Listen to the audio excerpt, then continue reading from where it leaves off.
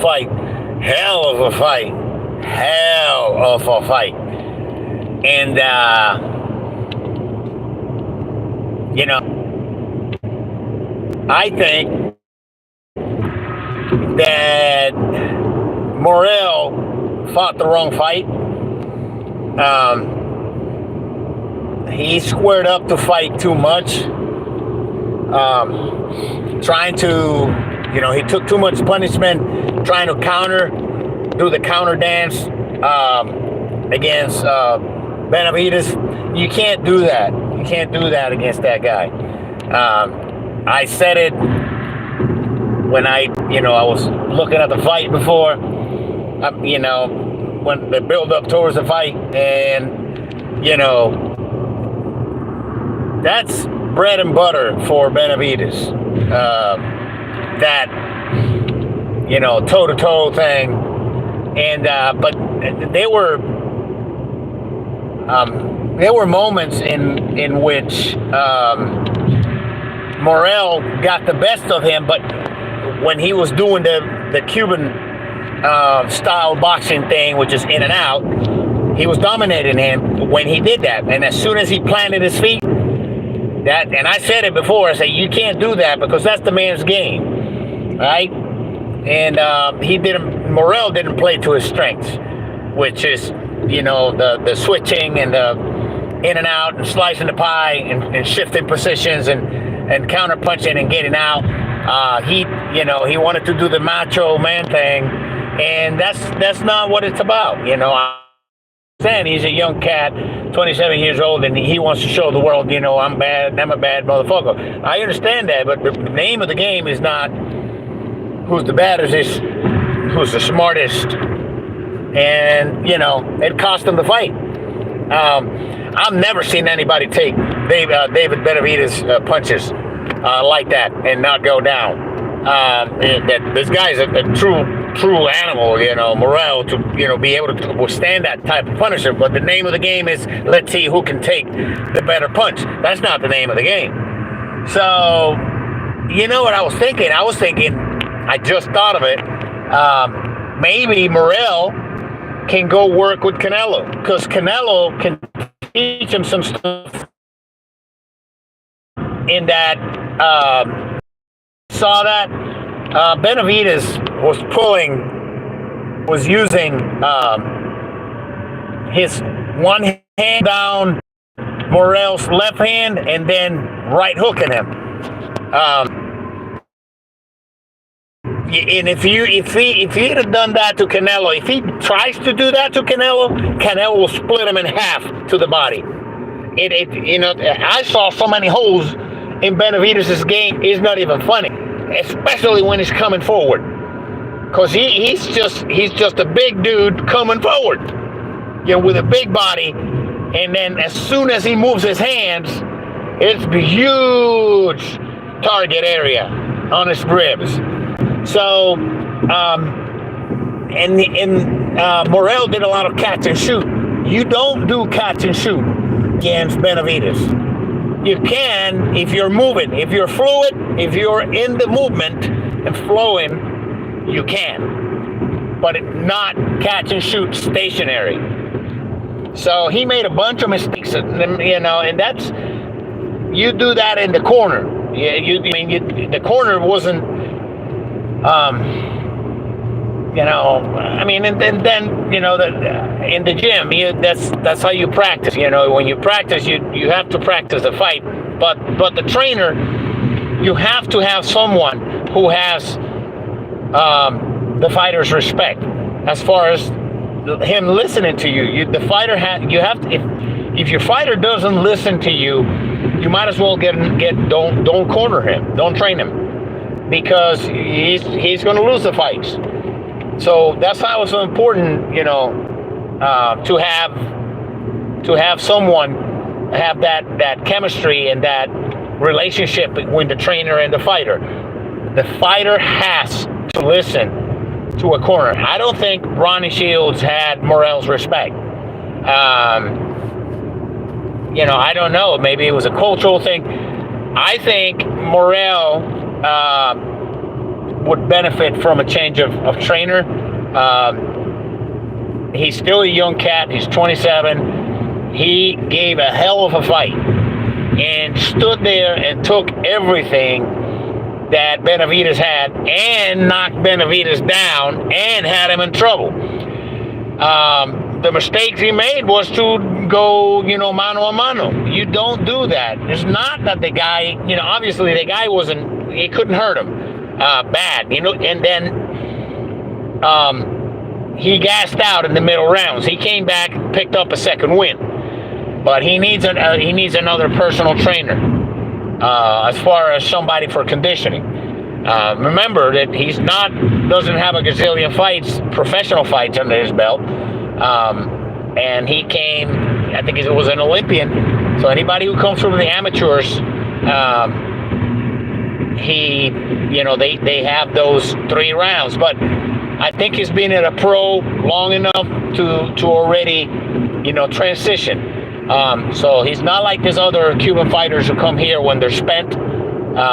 He's still young, so if he gets another trainer and he gets I would see if I could get in contact with this other Cuban was Islandi Lara. Lara, I would go to Lara's camp because Lara uses textbook Cuban boxing, and what we saw tonight was Morell using a lot of brawling and American boxing and Cuban boxing, but when he started at the beginning, when he started the fight, he was playing with Benavidez. He really was, and a couple of rounds, like making him look amateurish. If he would have kept that going and boxed the entire fight, but he had a chip on his shoulder. He wanted to prove that he was the baddest man, in that ring tonight, and that cost him the fight. So there are situations in which having too much heart and having being too gutsy, too brave, too proud. There are many instances in which that will hurt a fighter, and then not just a fighter, in life, in regular life. So, people, the big question is, can Canelo beat Benavidez? Yes, he can.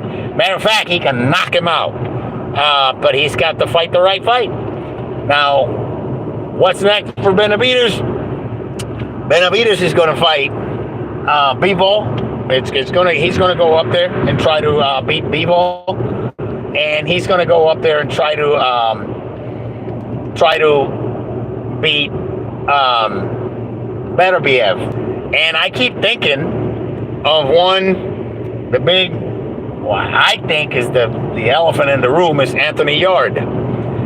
If Anthony Yard steps up there at I don't know if he's fighting at 175, but if he is fighting at 175 and he's well conditioned, he can hurt Benavidez. Remember, these are real 175s that have been fighting at 175 for a long time. This is their weight class. What's going to happen if Benavidez steps up to Beterbiev and Bivol? I think Bivol hurts him. I think Beterbiev knocks him out. Why do I say that? People say, you're hating on Benavidez. I'm not hating on anybody. He's too predictable. Even his feints are predictable. I don't know if you saw that. He did that a shitload of times against this guy. Feint the right and then come up with the left. Either a hook or an upper with the left. He hit him so many times. Morell made it look easy after Morell planted his feet and stopped boxing. Sticking and moving. He made it look easy afterwards. He wasn't even trying to avoid the feints. He was just covering up. And if he feints that he does those feints with his right hand, Beterbiev will clean his clock. And if he feints like that against Bivol will knock his ass out, because in between that feint and that hook, there's a big gap. Okay, huge gap. And these guys, when they're in there, he's not going to be able to feint because they're right in your face. The way these people fight, both Bivol and Beterbiev, but especially Beterbiev, even though he's older, he's up there in he's not at the top of his game.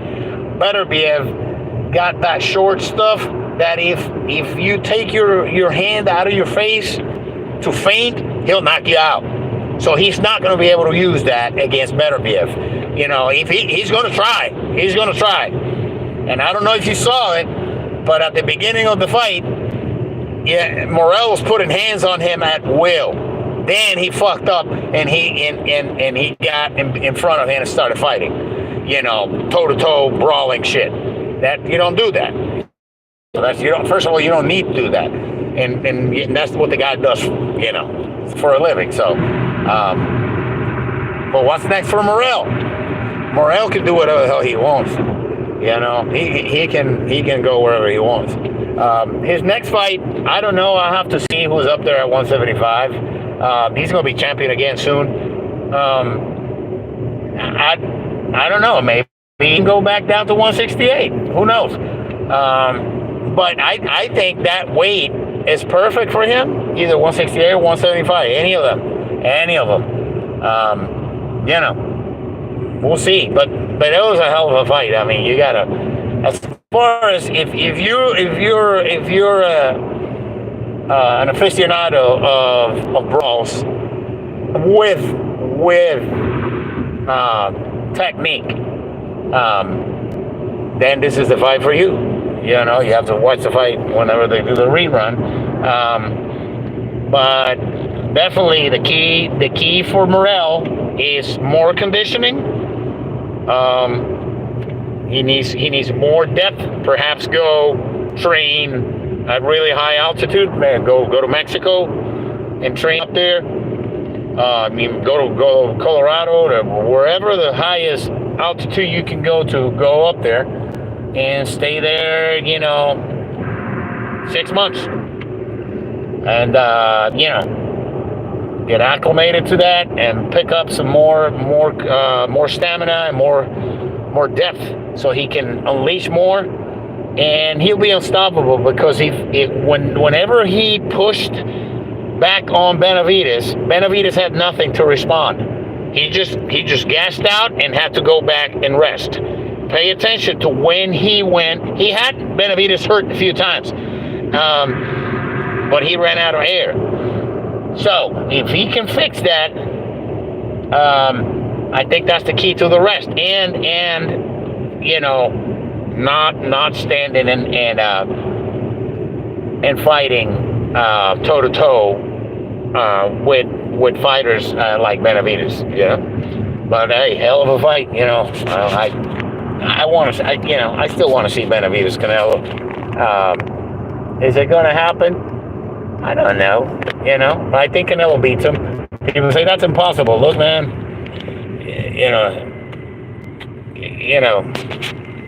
The guy. Look at the body punch numbers from Morell, and you'll see that. And then pay attention to the rounds where he actually went to the body hard and caught Benavidez to the body. Benavidez gassed the fuck out. What does Canelo do? Canelo is a body monster, master counter puncher with power, brutal power, and he hits you on the fucking arms. And, he breaks he fucks up your muscles where you can barely move your arms. So, hey, I think Benavidez is tailor-made for Canelo. If he fight at 168, Canelo, of course, is gonna cap him. Put a weight clause, rehydration clause, probably at 175. No more than 175. That's what I would do. If I'm going to fight a young guy like that who's who started fighting at heavyweight, because that's the way to handicap the fight. Do it so that it's even.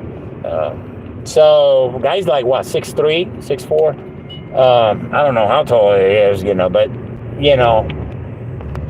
and I think he's willing, because think about what's happening as far as how much money he's going to leave on the table if he doesn't sign. Let's say Canelo says, okay, I'm going to fight you, but you're going to sign here. You can't be, the night of the fight, you can't be a pound over 175, and I'm going to weigh you. So what do you think Benavidez is going to say? No, I'm not going to sign that. He's going to sign that because he's going to make a shitload of money that he will not make unless he fights Canelo. Think about it. How long, who's out there that can fight Benavidez, that can bring in, I don't know, $50 million for Benavidez? Who? No one out there, no one out there can bring that type of paycheck to Benavidez. The only person that can bring a huge paycheck to Benavidez is Canelo, and Canelo knows it. Canelo knows that. He has that drawing power. So, people say Canelo's scared. Canelo ain't scared of nobody, man. Canelo's really smart. He ain't scared of no one. When everybody would say, you're scared of Triple G, he fought Triple G 3 times. And beat him, twice. And took Triple G's massive, brutal power. No one has taken full power from Triple G and stayed standing up. No one, other than Canelo. And he's punched Canelo with everything he had, and Canelo took it and beat him. So this business that Canelo cannot take the punch of Benavidez. Benavidez is not a gigantic puncher. He's got leverage, and he punches in bunches and combinations and stuff, but he's not a monster puncher. So I think Canelo's playing it smart. I think it's going to be his retirement fight. I don't know if he's going to fight Bivol. I don't know if because he signed Crawford, right? So he signed Crawford. He signed a Crawford fight for September, I think. So, okay, you signed a fight for September, and what's going to happen after that? People say, what's going to happen really on that? Well, I think he was just letting Benavidez get comfy, get used to 175, and weigh in whatever the hell he wants to weigh, because now he's got, here's the strategy in Canelo. If I'm Canelo, I say, no, I'm not going to fight him now.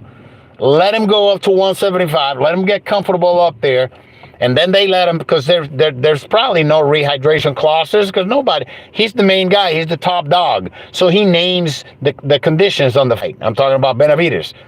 So at 175, nobody's going to say, well, we're going to put a rehydration clause on you. I say, no, fuck you. I'm not taking any rehydration clause. I'm going to walk up there at 220 if I want to. Guess what? So you get comfortable doing that. And then when Canelo say, hey, we're going to fight, and we're going to do it in 3 months. Right? So what happens? He's up there at 200 pounds. 200, 215, walking around. Because he's comfy. He's got to lose a massive amount of weight. He's got to lose 40 pounds. 40 pounds. And he's not used to fighting 40, 50 pounds. And he's not used to fighting at that weight anymore. He's not used to that type of speed anymore.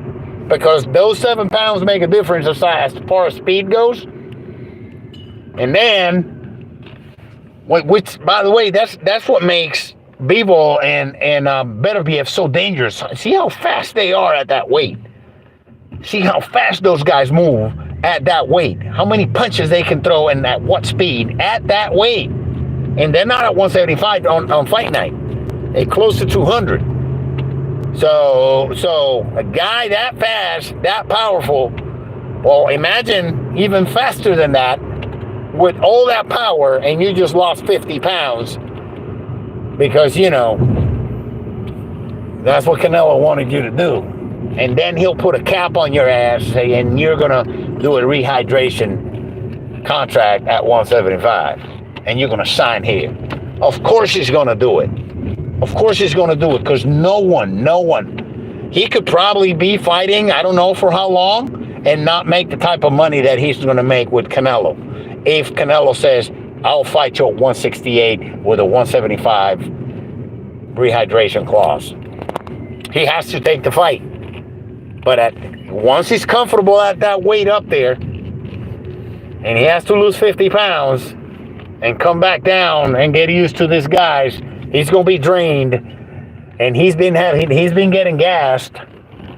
Imagine what's going to happen to him. So I think the fight's going to happen, and I think that's the strategy that Canelo's using. He's just a genius when it comes to strategizing. So people say, oh, he's just, no, man, it's business. It's business. It's business. If I'm going to fight, if I'm going to risk my life going up there, which is what fighters do every time they get up in a ring, I'm going to get as much leverage as I can, if I die or I get hurt in that ring where I'm never the same again, I'm going to make sure my family's got whatever they need, as much as they need, and leave it set up, So I think that's what Canelo's doing. So we'll see what happens. We'll make another video about Crawford and Canelo.